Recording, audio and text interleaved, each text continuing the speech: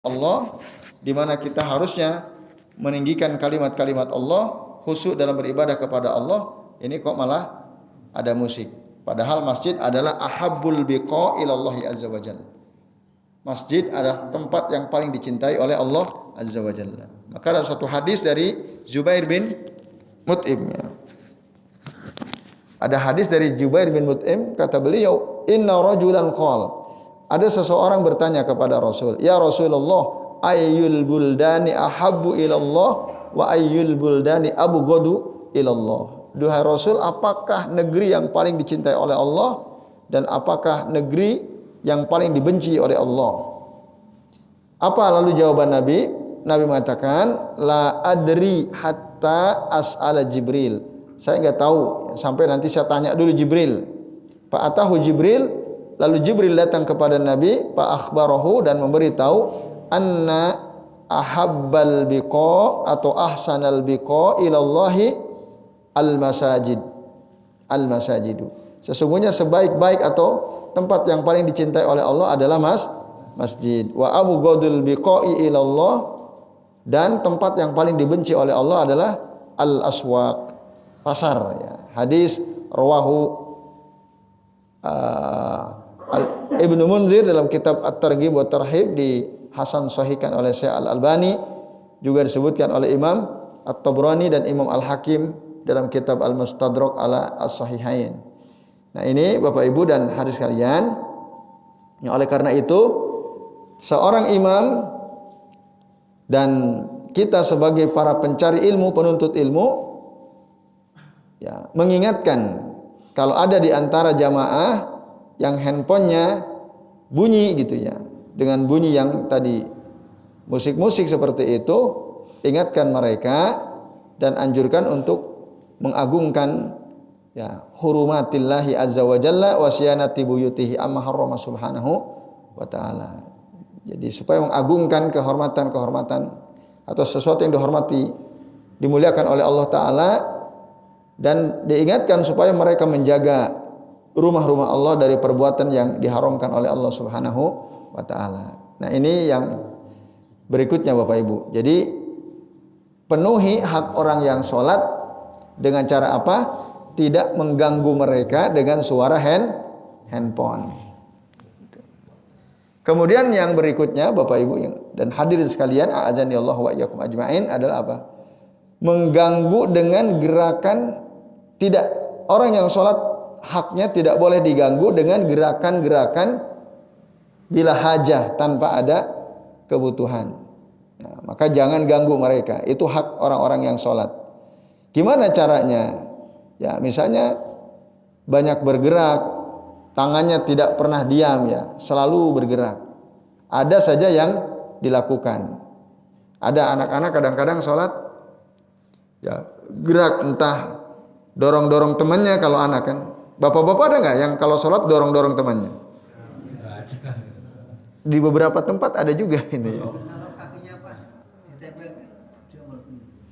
Nah, ya itu termasuk juga, nanti kakinya dikejar lagi gitu, ya.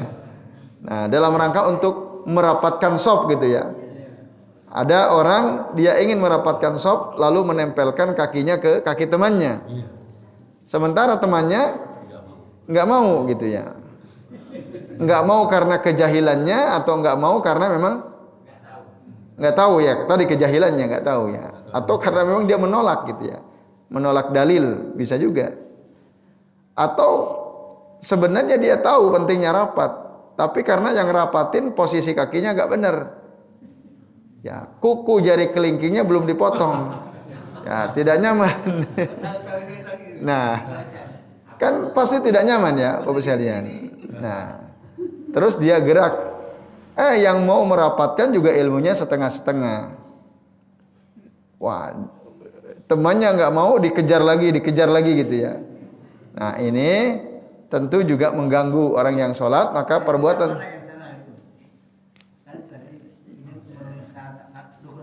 ya, ya, tergantung tadi keadaannya. Jika yang mau merapatkan itu dia tidak memperhatikan cara-cara sesuai sunnah, bagaimana cara merapatkan, maka yang salah berarti dia. Misalnya, kecuali kalau orang yang enggak mau dirapatkan karena kejahilannya atau karena memang dia menolak sunnah itu. Nah, tentu dua-duanya keliru ya Bapak Ibu. Apalagi tadi orang yang mau berusaha merapatkan, dia adabnya tidak diperhatikan itu. Adab merapatkan itu gimana Bapak Ibu? Nah, kalau diinjak dulu kan berarti nggak beradab itu ya. Dirapatkan itu bukan diinjak. Ya, merapatkan itu dengan kelembutan Bapak Ibu ya. Jadi tidak kasar, ya tidak membuat orang yang kita tempeli kakinya sakit.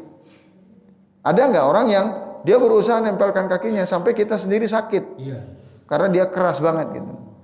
Nah itu, iya ilmunya nggak sempurna. Karena kata Nabi, ya khairukum fis shalah alyanukum mangkiba. Sebaik-baik di antara kalian dalam sholat adalah orang yang paling lembut. Yang paling lembut mangkiba, bahunya itu paling lembut gitu ya. Ketika kita nempel lembut, nggak kasar. Termasuk kaki tentu saja. Nah ini Bapak sekalian, dan posisi kaki ya ketika ditempelkan itu harus lurus sehingga yang kena itu memang betul-betul bagian samping ya, bukan kuku jari kelingking ya, bukan kukunya. Kalau kukunya siapapun pasti tidak nyaman. Nah, maka perhatikan waktu kita sholat Bapak Ibu, laki-laki atau perempuan sama saja, posisi kaki itu lurus, tidak nyerong. Nah, kita udah bahas dulu ya. Jadi posisi kaki itu lurus dan sejajar dengan bahu, tidak lebih lebar daripada bahunya. Karena nanti kalau kakinya lebih lebar daripada bahunya, pasti bahunya tidak akan bisa nempel itu. Nah, ini Bapak Ibu dan hadirin sekalian, a'adzani Allah wa iyyakum ajmain. Nah, termasuk bergerak yang bisa mengganggu orang yang sholat adalah ya, misalnya sering memperbaiki pecinya gitu ya, misalnya bolak-balik, atau sering ngotak-ngatik jenggotnya misalnya ya. Jadi sholatnya gini-gini terus ya. Nah itu pasti terganggu itu ya. Ini maka orang yang ada di samping kita terganggu, haknya tidak terpenuhi itu ya Bapak Ibu sekalian. Nah jadi itu diantara contohnya, dan gerakan-gerakan seperti itu dilarang karena bisa mengurangi kekhusyuan orang yang lain ya, yang sholat di samping kita ini. Nah, Bapak Ibu dan sekalian, bahkan gerakan kita itu ya seandainya terpaksa itu boleh satu kali. Nah, ini berdasarkan dalil dari Mu'aikib ibnu Abi Fatimah Ad-Dausi radhiyallahu anhu. Kata beliau, "Sa'altu Rasulullah sallallahu alaihi wasallam, aku bertanya kepada Rasul sallallahu alaihi wasallam an mashil hasa fis shalah, tentang mengusap kerikil di dalam salat. Misalnya kita mau sujud, di tempat sujud kita ada kerikil. Apa hukumnya kalau kita usap?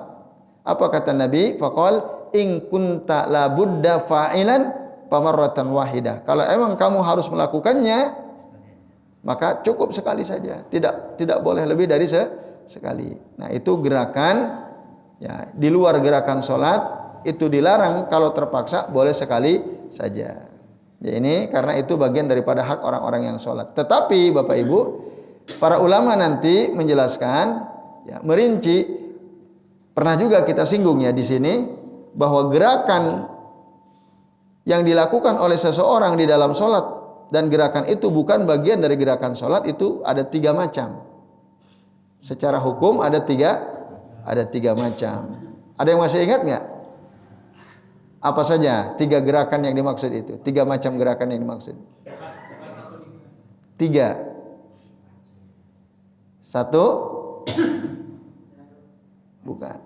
bukan wajib. 1 mustahab, dianjurkan. Ya, gerakan bukan bagian dari gerakan sholat tapi dianjurkan untuk dilakukan. Apa contohnya?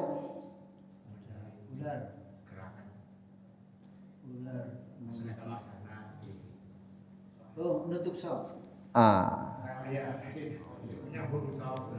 Ya. Itu wajib ya. Nah, kalau menghalangi apa hukumnya itu? Wajib. Nah, berarti kalau ini dimasukkan jadi 4 ya. Ada gerakan yang bukan gerakan sholat tapi wajib dilakukan. Ya, diantaranya betul menghalangi orang yang mau berjalan di depan imam atau di depan kita yang sholat sendirian, sholat munfarid. Nah, maka itu harus dilakukannya. Gimana dalilnya? Jadi apabila ada orang yang mau berjalan di depanmu, maka fal yadfa'hu, ya, fal yadfa'hu, fa in aba fal yuqatil. Kalau dia tidak mau, maka fal yuqatil itu paksa dia untuk, ya, perangi dalam arti paksa dia untuk tetap tidak melewat di depan kita. Nah, itu perintah dari Nabi Shallallahu Alaihi Wasallam. Yang kedua mustahab itu apa? Merapatkan shop. Misalnya kita sholat, terus ada salah satu dari makmum di samping kita keluar karena batal gitu ya misalnya. Maka kita rapatkan, kita geser. Nah, itu mustahab yang seperti itu. Atau mengisi shop kosong di depan ya, untuk supaya rapat kembali. Itu diantara perbuatan gerakan, bukan gerakan sholat tapi dianjurkan, mustahab itu ya. Itu contoh yang mustahab. Yang wajib tadi mencegah ya, mencegah orang lewat di depan kita yang sedang sholat munfarid atau sedang sholat jadi imam ya, atau maju bergerak gitu. Karena dilarang seperti ini, imam misalnya pamitro ngimami sholat, kemudian ada anak kecil lewat di depan pamitro, padahal pamitro jadi imam, itu jangan dibiarkan, dihalangi.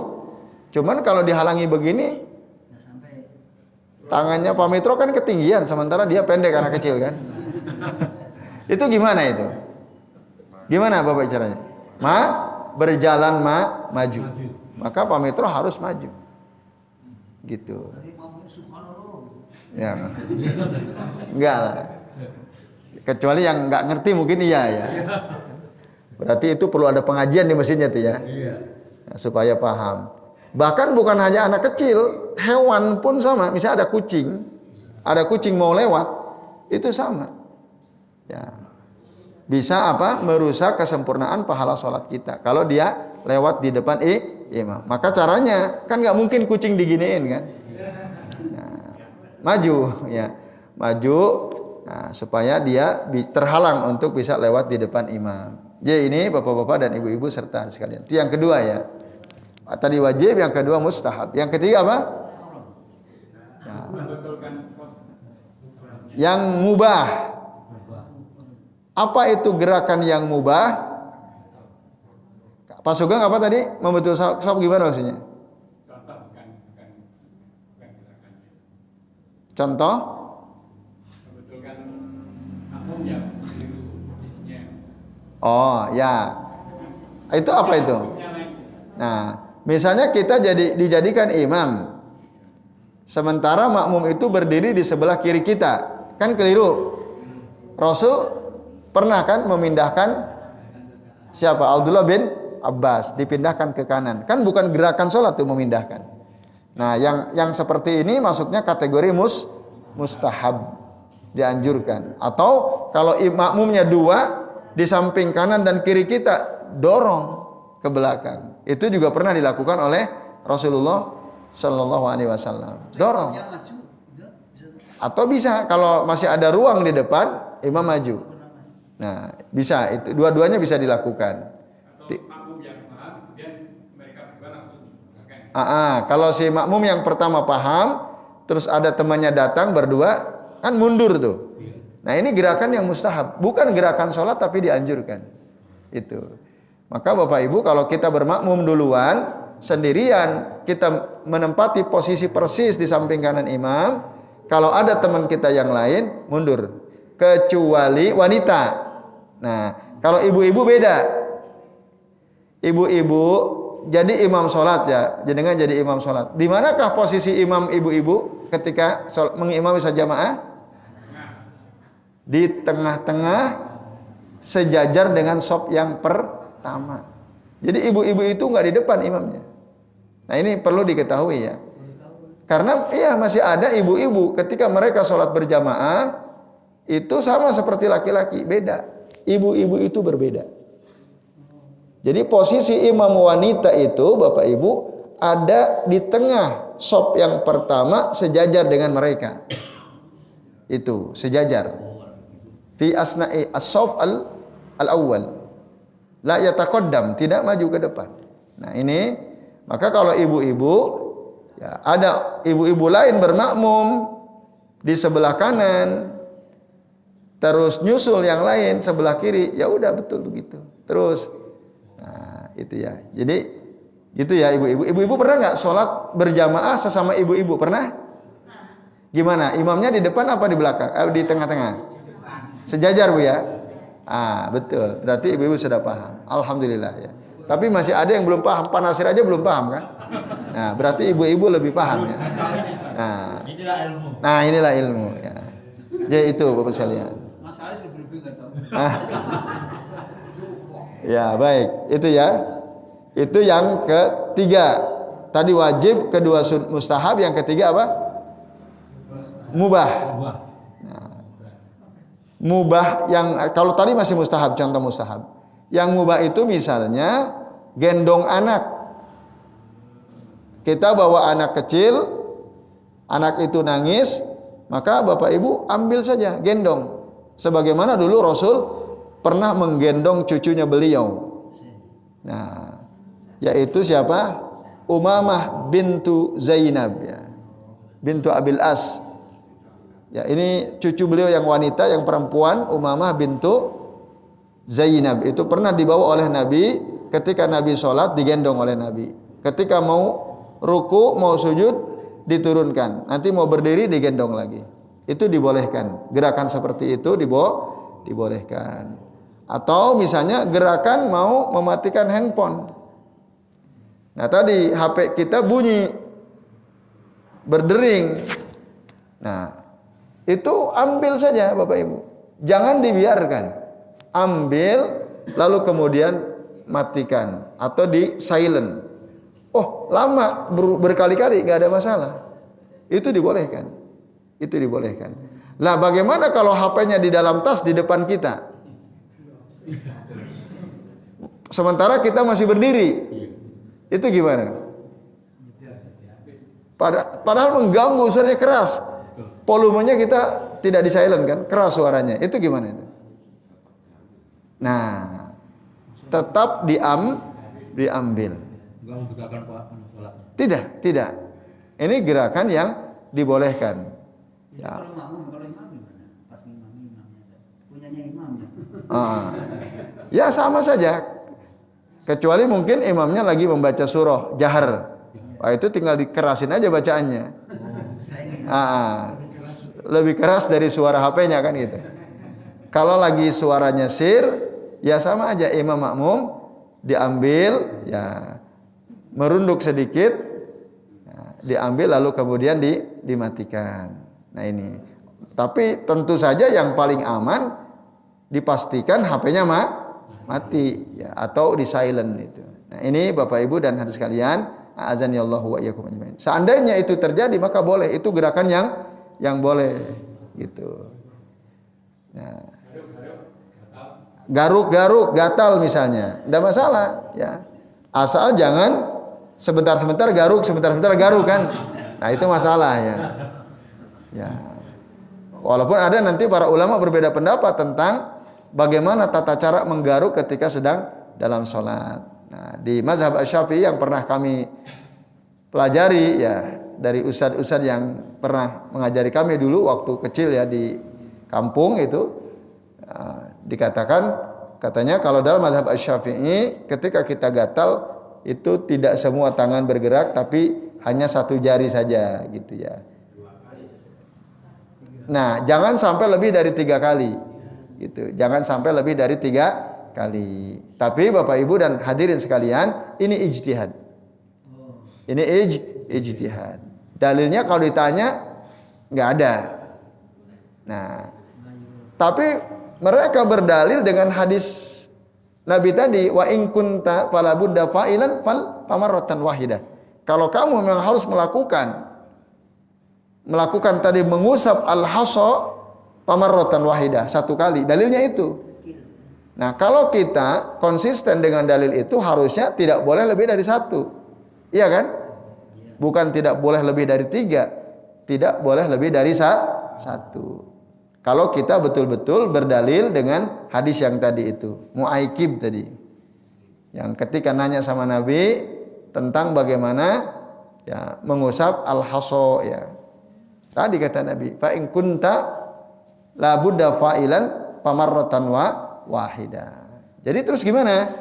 Ya, kalau menurut keterangan dari Syekh Abdullah bin Shalih Al-Fauzan, tidak ada masalah lebih dari 1 jika memang itu dibutuhkan gitu. Misalnya semut masuk, wah ambil mati. Susah. Iya. Ya boleh sampai semutnya ketangkap kan gitu. Ya, atau semutnya dijatuhkan gitu. Nah, ini Bapak-bapak dan Ibu-ibu serta hadis sekalian, azanillahu wa iyyakum ajmain. Itu mematikan HP itu bukannya mustahab. Itu lupa ya maksudnya. ya. Nah, yang tadi yang mustahab itu karena memang ada dalil yang misalnya maju untuk ke sop yang pertama kan. Kan di dalam hadis mengatakan innallaha wa malaikatahu yusalluna ala man fis sufufil ula. Sesungguhnya Allah dan malaikat berdoa untuk orang-orang yang ada di sop pertama. Gitu. Atau man wassala sopan wassalahullah. Orang yang menyambung sop maka Allah akan sambungkan dia dengan rahmatnya. Sementara yang itu kan nggak ada dalil khususnya. Tapi nanti diambil dari mafhumnya bahwa kita tidak boleh mengganggu kehusuan orang yang sholat. Yaitu. Nah itu jadi ada perbuatan yang dibolehkan ya. Dibolehkan untuk dilakukan. Padahal itu bukan bagian daripada gerakan sholat. Nah, tapi kalau ada ular misalnya, apa itu masuknya? Bapak Ibu, kalau kita lagi sholat, tiba-tiba ada ular masuk dari jendela. Nah, kalau ular kira-kira digituin toh bisa nggak? Nggak bisa ya. Terus kalau jendelanya ditutup, boleh nggak tuh? Boleh. Kalau memang dengan menutup jendela ular akhirnya balik lagi. Tapi ditutup sebagian tubuhnya di dalam, sebagian di luar gimana itu? Ketutup. Ngeri malah itu ya. Nah, itu. Nah, tinggal nanti lihat situasinya. Kalau memang dia masuk, maka Bapak Ibu, ya kalau kita bisa membunuh ular tersebut tanpa berkata-kata, tanpa bicara. Nah, misalnya, tapi bisa nggak kita lagi sholat mukul sekali pukulan langsung mati, bisa nggak? Nggak bisa ya? Ya, pemukulnya pakai apa? Pakai peci kan nggak mungkin mati. Ya kalau bapak-bapak, kalau begitu terpaksa harus dibatalin sholatnya. Ya, kalau kecuali mungkin kala jengking, kalau jengking mungkin bisa ya. Kalau ular apa kali king cobra ularnya kan, nah itu repot. Nah, maka dalam keadaan seperti itu sebaiknya dibatalkan. Kita berkorban membatalkan sholat kita untuk kemaslahatan orang banyak. Jadi itu Pak Nasir tadi ya, antum kasih contoh itu. Nah, gimana gempa?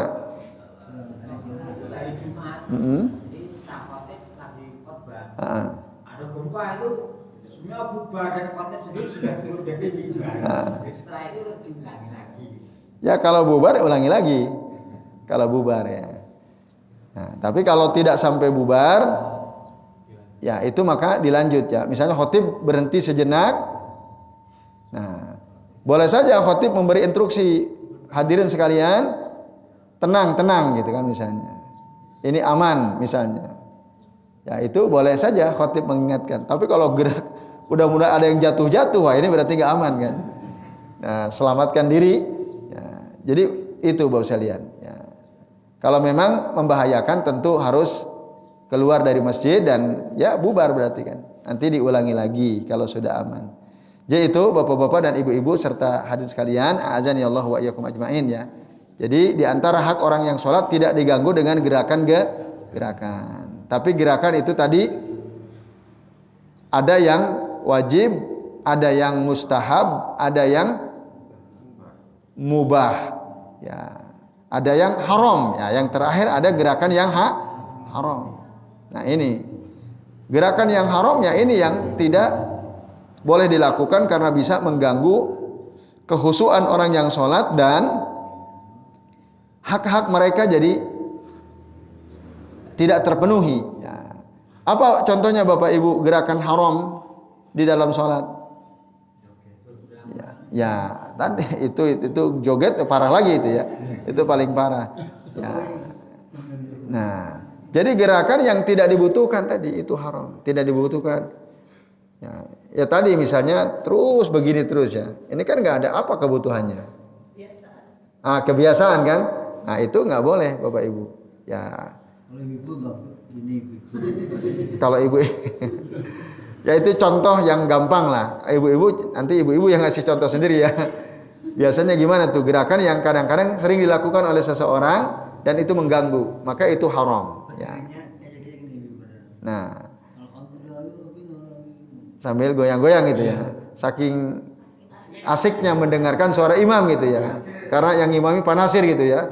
Suaranya bagus gitu ya. Nah.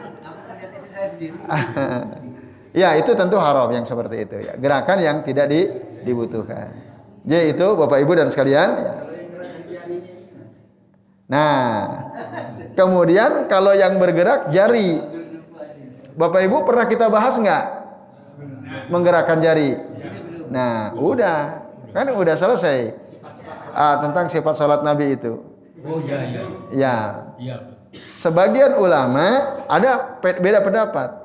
Sebagian mengatakan seperti Syekh Al-Albani ya, rahimahullah, beliau justru digerakkan ini. Digerakkan yuharriku sabbahatahu ya, berdasarkan dalil-dalil yang kita udah bahas kemarin. Digerakkan. Lalu temennya terganggu bikin ya kan ada orang merasa terganggu dengan gerakan jari teman yang ada di sampingnya. Itu kan tangannya tangan kita sama begini kan. Nah, ya. Itu Bapak Ibu, karena itu ada dasarnya, maka ya jika kita merasa terganggu itu tidak merusak. Artinya orang yang menggerakkan jarinya itu tidak dianggap bersalah ya, karena memang ada dalil yang menunjukkan hal itu. Walaupun nanti sebagian ulama lain ya menggerakkan itu hanya satu kali pada saat nunjuk itu. Udah itu pada saat asyara bi sabahatihi, memberi isyarat dengan jari telunjuknya, udah. Jadi ada dua pendapat dan dua-duanya itu bisa diterima. Oleh karenanya kalau kita misalnya memilih untuk tidak menggerakkan sementara teman kita yang di samping menggerakkan, ya sudah. Ya, berarti dia memilih pendapat ulama yang menganjurkan untuk menggerakkan jari dan kita tidak perlu mengkritik gitu, tidak perlu menasihati karena ada dalil gitu. Apalagi kita sudah tahu dalilnya kan? Kecuali mungkin kita belum tahu, kita boleh bertanya. Ya, kalau kita sudah tahu ya sudah. Ya itu Pak. Iya, ya menggerak-gerakan betul. Itu ada dalilnya. Kita udah bahas dulu kan? Waktu itu hadir nggak Pak Mitro? Pas pembahasan tentang menggerakkan jari telunjuk saat kita duduk tasyahud. Nah, dalam kitab kalau Bapak Ibu buka lagi kitabnya Syekh Al-Albani itu, nah itu jelas beliau termasuk ulama yang ya bahkan menganjurkan untuk menggerakkan jari. Karena syaitan ini gerakan jari itu ya itu lebih ditakuti oleh syaitan daripada besi. Asaddu ala syaitan minal hadid gitu kan. Nah, ini Bapak sekalian, a'adzani Allah wa iyyakum ajma'in. Jadi gerakan yang ada tuntunannya maka itu tidak ada masalah. Gimana, Pak? Itu tadi kalau ada di samping kita selalu gerak-gerak. Ya. Saya tegur dengan misalnya. Ya. Ya. Oke, baik. Kalau ada teman di samping kita dia suka gerak-gerak, boleh tidak kita menegur dia. Nah, tapi tentu menegur tidak dengan ucapan kan? Kalau kita tegur dengan ucapan batallah sholat kita. Shh, jangan gerak-gerak terus. Nah, ya jelas batal. Ya. Kata teman di sampingnya, sholat kok ngomong. Temannya bilang, lah kamu juga ngomong. Ya, batal semua itu ya. Gitu. Tapi kalau memberikan peringatan dengan gerakan, nah, kalau ya kita misalnya kalau anaknya saya kadang si Bilal gerak-gerak gitu ya, atau si Musa, saya lagi sholat, ya saya pegang tangannya agak kuat gitu, maksud saya supaya dia diem. Kalau anak-anak mungkin paham ya.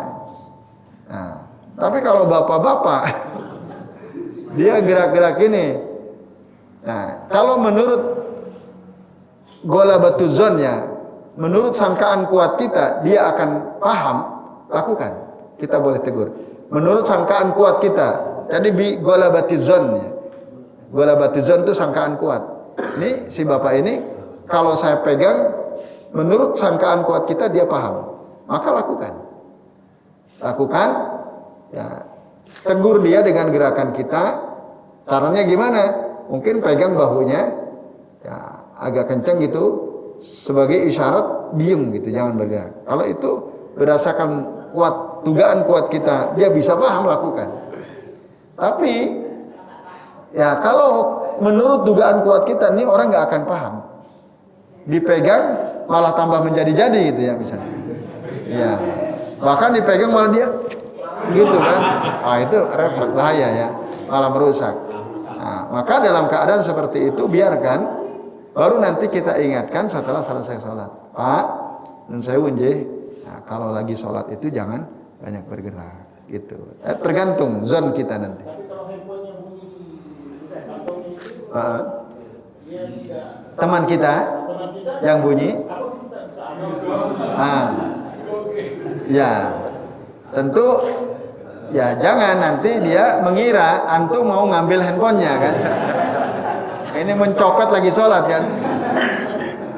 Itu cukup kasih isyarat saja. Ya mungkin kita gerakan sedikit tangan kita supaya dia mematikan. Nah disinilah pentingnya ilmu. Kalau dia tahu, mungkin dia akan sadar kan.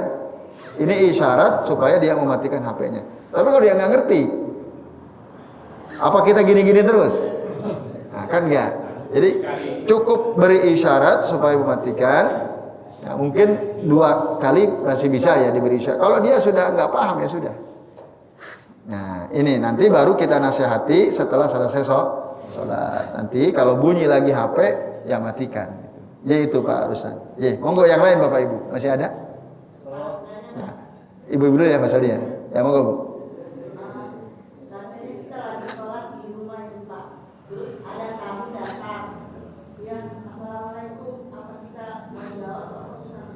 Nah, Bapak Ibu dan hadirin sekalian, a'adzani Allah wa iyyakum ajmain, menjawab salam di dalam sholat kalau pakai ucapan itu tidak boleh dan membatalkan sholat. Berarti udah rampung sholatnya karena udah assalamualaikum kan.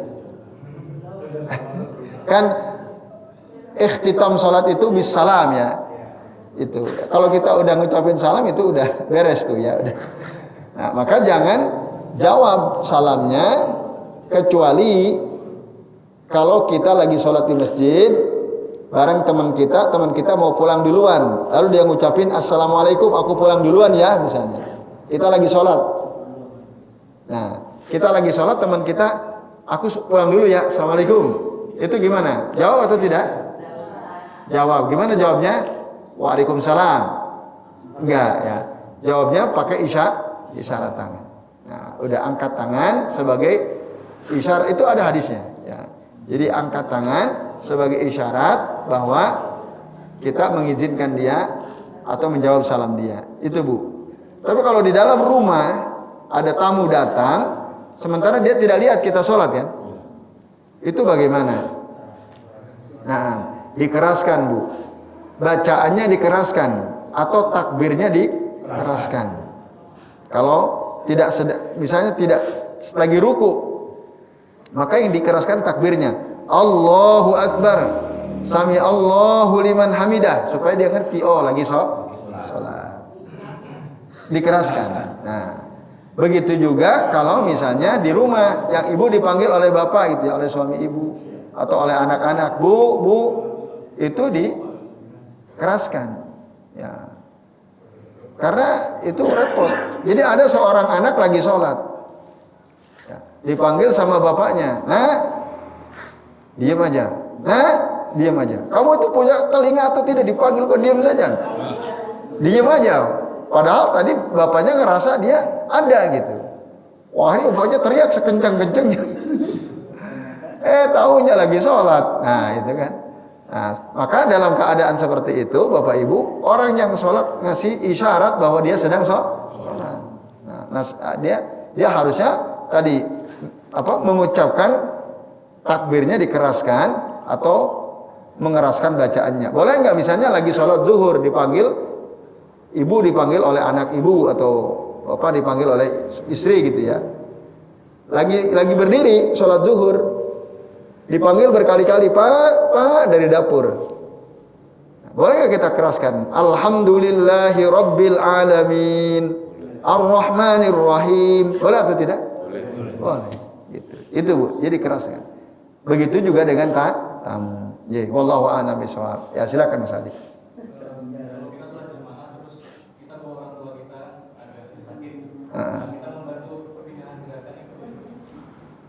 Misalnya dari duduk mau berdiri, ya, itu boleh atau tidak? Bisa, boleh. Ya, itu mubah, ya perbuatan mubah, ya, menolong orang yang sholat, ya, supaya sempurna gitu. Berdiri, mau berdiri maka kita bantu, itu tidak ada masalah. Ya. Mubah, gerakan yang mubah, sama seperti menggendong anak, yang itu pernah dilakukan oleh Nabi Shallallahu Alaihi Wasallam. Ya, itu Allah Alaihi Wasallam. Silakan Mas Sugeng. Sering ada orang yang sholat dalam jamaah itu, Ya. setelah bacaan itu jahar, khususnya imam. Maksudnya di sela-sela bacaan jahar, ya. Sedang pakaian. Masya Kalau Oh, ada orang dia menjaharkan bacaan tasyahud gitu misalnya. Ada. Dan sampai sekarang saya masih menemui sore. imam atau makmum? Khususnya imam. Ketika jadi imam maksudnya. Ketika jadi imam. Kalau imam nggak ada masalah untuk pembelajaran ya, supaya makmum tahu imamnya nggak tidur. Ini kok tasyahud lama banget gitu. Jangan-jangan tidur kan gitu. Misal ada kecurigaan dari makmum, maka imam sedikit mengeraskan, sebagaimana Rasul pernah mengeraskan bacaan waktu sholat zuhur sebagai imam, itu dibolehkan. Tapi kalau makmum tentu tidak boleh. Gitu. Kalau makmum. Beliau itu khususnya kalau jadi imam. Kalau jadi imamnya. Ya kalau jadi imam nggak ada masalah. Ya. Kadang-kadang terdengar gitu ya. Ya.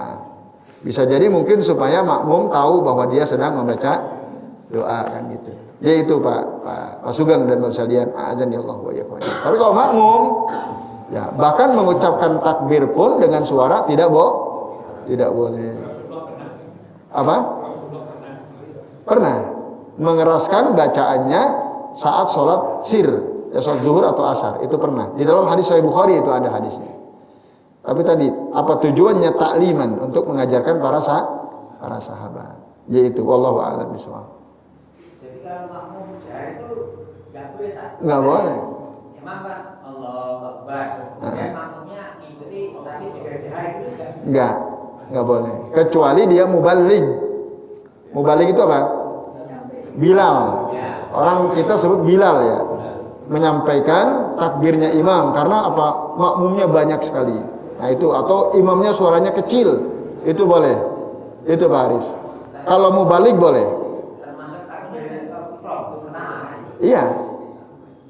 Tapi tentu khusus untuk takbir-takbirnya saja. Yang dikeraskan oleh si makmum tadi ya. dalam rangka untuk supaya terdengar oleh seluruh makmum, karena suara imamnya kecil, mungkin agak kurang sehat misalnya imamnya, maka makmum yang menjadi muballigh itu mengeraskan, seperti ya kalau kita nyetel sholat di Makkah, Madinah itu kan pasti ada yang makmum yang mengeraskan ya. Itu Pak Haris, itu dibolehkan. Kalau bukan muballigh nggak boleh. Termasuk takbir pertama. Jadi yukabbir ya, bitahrikil lisan duna saut ya, mengucapkan takbir menggerakkan lisan tanpa suara. Ya itu Pak Haris, wallahu a'lam bishawab. Ya baik, cukup ya Bapak Ibu? Ya. Oke, dua lagi terakhir. Apa Pak Nasir dulu, silakan.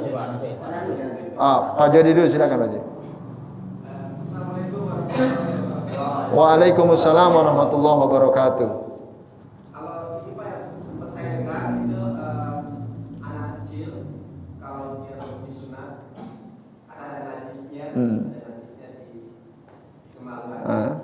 Itu kan ada bisa memutus saf gitu. Saya dengar. Jadi kalau ada wudu yang tidak benar, wudunya belum. Anak-anak maksudnya. Anak kecil. Itu kan bisa memutus saf. Tapi kan di masjid kan anak kecil banyak gitu ya. Sudah bergerombol memanjang gitu. Ya. Nah, kadang-kadang itu kan pengaturan di masjidnya belum tahu juga gitu. Kita juga kalau melarang itu kadang-kadang takut anak kecilnya nggak sholat lagi. Iya betul.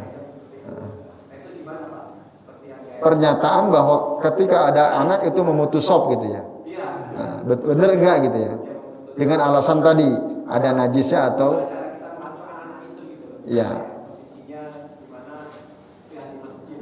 Oke. Kedua, menonton live streaming seperti kajian seperti ini, kan ada juga yang mungkin ada urusan sehingga tidak bisa hadir seperti di sini gitu. Ya. Kayaknya kita menonton live streamingnya gitu. Itu pahalanya gimana Pak? Apa bisa dibedakan sama dengan yang hari ini? Ya. Baik. Pak Jody, silakan terakhir Pak Nasir. Apa? Atau sudah terwakili? Udah. Ya benar. Ini termasuk. Begini kan, kalau ada sholat ada kucing, itu kita carikan ayat untuk menggiring itu dari kucing. Saya bisa. Ya ya. Bacaan dulu itu ada kata hus Allah hus. Allah kalau baca mati ini wajib itu nggak pergi. Tambah lagi Allah hus. Anak dengar ini.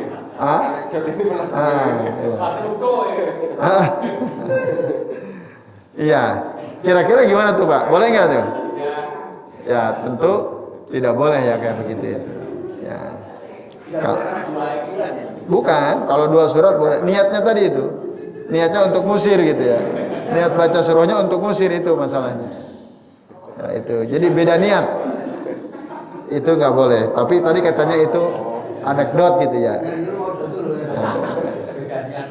Ya itu baik. Anak-anak sholat jamaah. Bapak Ibu, anak-anak itu sejak kecil harus dibiasakan ya sholat berjamaah selama dia tidak mengganggu orang yang sholat ya. Selama dia tidak teriak-teriak, tidak lari sana sini, orang lagi ruku ditabrak kepalanya kan gitu. Nah, selama dia bisa dikendalikan, maka baik sekali jika sejak kecil anak-anak itu dibawa ke masjid. Nah itu. Terus apakah sop anak-anak harus di belakang? Ya, kalau mereka dari awal misalnya imam sudah memberitahu sebelum iqamah nanti anak-anak di belakang ya, yang depan itu bapak-bapak. Sebelum sholat lah ya, sebelum sholat maka lakukan itu. Sebelum iqamah nanti si imamnya bilang anak-anak nanti sop yang depan itu khusus bapak-bapak ya. Nanti kalian ya kalau sop 1, 2 penuh bapak-bapak kalian di sop ketiga itu boleh. Karena dulu pernah Rasul begitu mengatur. Ya, jadi yang dewasa itu di depan, anak-anak di belakangnya lagi ibu-ibu. Itu pernah. Ya. Nah, Ya, maka tadi lihat situasinya. Tapi jika misalnya di belakang disatukan rame, ya bisa diselang-seling. Ya. Itu cara yang bisa dilakukan. Nah, Bapak Ibu sekalian itu. Tapi kalau anak-anak sudah lebih dulu maju ke sop depan, sementara imam lupa mengingatkan, maka jangan diusir. Ya. Jangan disuruh ke belakang, kecuali kalau si anak itu persis di belakang imam. Itu nggak boleh. Karena kata Nabi, liyaliyani ulul ahlaminkum wa ulun nuha. Hendaklah orang yang ada persis di belakangku itu orang yang sudah dewasa dan orang berilmu, khusus belakang imam. Tapi kalau agak ke kanan, agak ke kiri, nah itu anak-anak. Kalau dia memang lebih dulu menempatkan dirinya di depan, jangan disuruh mundur. Itu kata para ulama ya. Karena nanti kalau disuruh mundur, ya anak itu akan kecewa gitu ya. Nah, padahal ada di sop depan itu suatu keutamaan. Ya. Nah, maka diapresiasi, biarkannya suruh mundur. Paling nanti dinasihati, nak, jangan gojek ya, gokar saja misalnya. Jadi yang mengatur imam ya. Ya jangan bercanda gitu ya. Yang mengatur imam. Gimana? Yang mengatur imamnya. Imam. Ya, makmum enggak boleh. Oh, ya tentu harusnya tadi imam itu memperhatikan makmum. Jadi keliru imam kalau dia mau sholat dia abaikan makmumnya tanpa diperhatikan apakah makmumnya lurus sopnya atau tidak, rapat atau tidak. Tidak diperhatikan. Imam masa bodoh. Ini imam adabnya nggak punya adab sebagai imam. Jadi adab seorang imam itu dia memperhatikan makmum. Ya, mengatur makmum, meluruskan sopnya, merapatkan sopnya, diperhatikan. Itu jangan langsung tancap gas gitu ya, tanpa memperhatikan si makmum. Maka kalau imam melihat ada anak-anak berbaris, mungkin beberapa orang gitu, maka imam sampaikan, jangan ribut gitu. Atau kalau imamnya lupa mengingatkan anak, maka kita yang di samping boleh saja, jangan ribut ya gitu, boleh. Itu nggak ada masalah. Yaitu Pak Jody ya, jadi itu. Terus apakah anak-anak memutus sop? Tidak. Dari mana itu logikanya? Enggak. Ya. Mungkin dia ada najis, mohon maaf ya, di kemaluannya misalnya. Karena mungkin belum sempurna dia bersuci kan gitu. Ya selama najis itu tidak mengotori masjid, ya hanya ada pada dirinya, yang namanya juga anak-anak kan. Nah, itu nggak ada masalah dan itu tidak dianggap memutus sop ya. Gitu. Jadi nggak ada masalah. Itu yang kami pahami ya. Jadi anak-anak tidak memutus sop. Anak-anak kan bukan wajib, sholatnya sunnah iya. Jelas bagi mereka sholat 5 waktu itu hukumnya belum wajib karena belum mukallaf. Syarat mukallaf itu kan bulug ya, balig dan akil, berakal dan balig. Karena anak-anak ya belum memenuhi syarat wajib sholat, belum jadi mukallaf. Nah, tapi ketika dia sholat itu suatu kebaikan tentu saja. Nah, dan itu tidak, yang kami pahami ya tidak memutus sop karena anak-anak ya justru kan mengisi sop ya. Itu. Wallahu a'lam bishawab. Yaitu Pak Jody ya yang kami pahami. Kalau cakarnya saya, masjid cakarnya teman, apa sakanya, tiangnya. bisa nggak? Bisa sholat?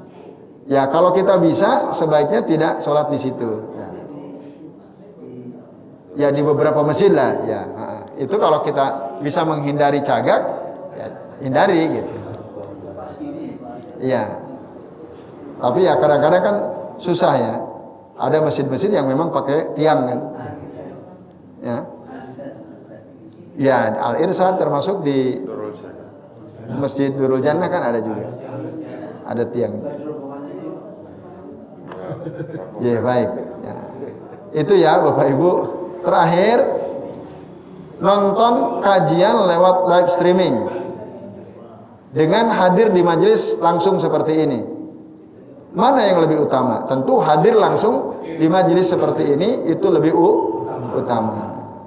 Apakah ada perbedaan pahalanya? Tentu saja beda. Keberkahannya lain. Gitu. Itu Pak Jody. Nah, kalau kita streaming di mana nih? streamingnya di lantai bawah, lantai atas atau di rumah? Di rumah kan? Apalagi di rumah, nanti ada hadir majelis ilmu nggak diperhatikan. Ya, dengerin ilmu tapi pakai celana pendek sambil tiduran, ya kan? Nah, misalnya kan banyak hal yang terabaikan.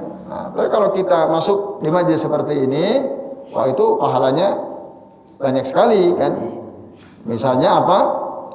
Yang tidak akan mungkin didapatkan oleh orang yang ikuti kajian di rumah dengan orang yang hadir langsung, yang tidak mungkin didapatkan oleh orang yang live streaming itu ya, lihat dari rumah adalah apa?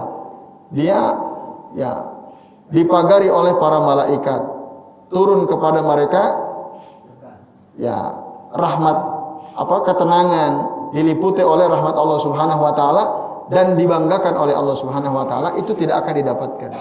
Karena kata Nabi apa? Majtama'a qaumun fi baitin min buyutillahi summa yatluna kitaballahi wa yatadarasunahu illa haqqat alaihimul malaikah wa ghasyiyatuhumur rahmah wa nazalat alaihimus sakinah wa zakarahumullahu fiman indah.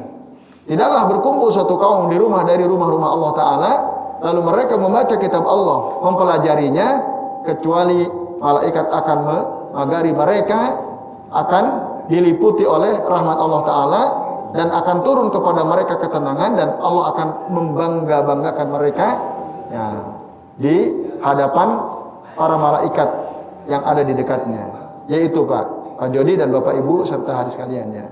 Jadi kalau kita mau thalabul ilmi, menuntut ilmu, maka ambillah yang paling utama, hadir ke majelis tersebut. Itu keberkahannya jauh banget lah. Belum lagi Bapak Ibu kita datang ke sini, ya kan? Nah, perjalanan man salaka thoriqan yaltamisu fihi ilman sahalallahu lahu bihi thoriqan ilal jannah. Itu akan dimudahkan jalan kita menuju surga. Jadi beda, keberkahannya berbeda. Belum lagi kita kalau live streaming bisa tanya enggak? Enggak. Beda kan kalau begini bisa langsung bertanya. Kalau kita belum bisa memahami dengan jelas gitu ya, kita bisa tanyakan. Yaitu ya, jadi intinya berbeda. Nah, kalau snack mungkin bisa lebih baik. Nah, kalau snack bisa jadi kalau di rumah lebih baik. Nah, tapi keutamaannya tidak bisa disamai ya. Oke, baik. Gitu ya. Iya, kita dari rumah pagi-pagi sambil jalan melihat ibu-ibu tua pakai sepeda motor, bawa kronjot. Itu hanya untuk mencari sesuatu nasi. Jadi kami pakai kronjot, kronjot itu Susah-susah. Iya. Itu hanya untuk hidup 70 tahun. Nah kita kan untuk hidup selamanya. Maka kita lebih semangat, itu inspirasi kita. Itu saya mau hidup sama teman saya, salah nggak? Bener, iya. Ilmu itu untuk keselamatan hidup di akhirat kan gitu. Dan itu lama tak ada akhirnya. Jadi orang yang mau bisa hidup di dunia yang waktunya terbatas saja sampai sungguh-sungguh banget kan gitu ya. Susah-susah dia lakukan hanya dalam rangka untuk dapat uang untuk bisa hidup sehari 2 hari. Nah ini untuk kehidupan yang sangat lama, bahkan tidak ada akhirnya, masa kita malas gitu kan. Nah thalabul ilmi itu kan untuk kehidupan di masa yang akan datang, ya kan. Nah kok malas gitu, padahal majelisnya ada, pengumumannya ada, disediakan tempat, disediakan teh panas, ada snack juga misalnya. Lah kok nggak mau hadir gitu, kan sayang banget. Itu ya betul, bisa Pak Nasir. Itu sebagai perumpamaan untuk menggugah gitu ya. Kenapa kita kok malas nuntut ilmu? Di samping memang nuntut ilmu itu hukumnya wajib. Bagi siapa wajib? Bagi orang muslim, laki, perempuan, anak kecil, orang dewasa, sudah tua. Nah, nggak ada pengecualian. Bahkan sampai ya selama kita masih hidup, thalabul ilmi itu hukumnya wajib. Nah, kalau enggak nuntut ilmu ya mengajarkan ilmu. Itu di antara dua. Kalau sudah enggak menuntut ilmu ya ajarkan ilmu. Dua-duanya baik sama baiknya. Yaitu wallahu a'lam bishawab. Ya baik Bapak Ibu, kita cukupkan sampai di sini. Semoga bermanfaat. Mari kita akhiri dengan membaca doa kafaratul majlis. Subhanakallahumma wa bihamdika asyhadu an la ilaha illa anta astaghfiruka wa atubu ilaik. Wa sallallahu ala Muhammadin wa ala alihi wa sahbihi wa baraka wa sallama alaihim ajmain. Billahi taufiq wal hidayah. Wassalamu alaikum warahmatullahi wabarakatuh.